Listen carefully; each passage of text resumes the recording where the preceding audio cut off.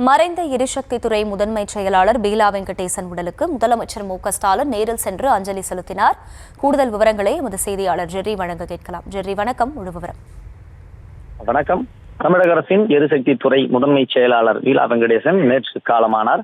கடந்த சில மாதங்களாக உடல்நலக்குறைவால் பாதிக்கப்பட்டிருந்த அவர் சென்னையில் சிகிச்சை பலனின்றி உயிரிழந்தார். 1997ஆம் ஆண்டு பீகார் மாநிலம் பிரிவிலிருந்து குடிமைப் பணிக்கு பீலா தேர்வு பெற்றார். போஜ்பூர் மாவட்ட உதவி ஆட்சியராக பணி தொடங்கிய அவர் மன வாழ்க்கை காரணமாக தமிழ்நாடு மாநில பிரிவு IAS அதிகாரியாக மாறினார். இதன் பிறகு செங்கல்பட்டு சார் ஆட்சியராக தமிழ்நாட்டில் பணியை தொடங்கினார். சுகாதாரம், வணிக வரி, கைத்தறி மற்றும் துணிநூல் துறைகளில் செயலராக பொறுப்பு வகித்தார்.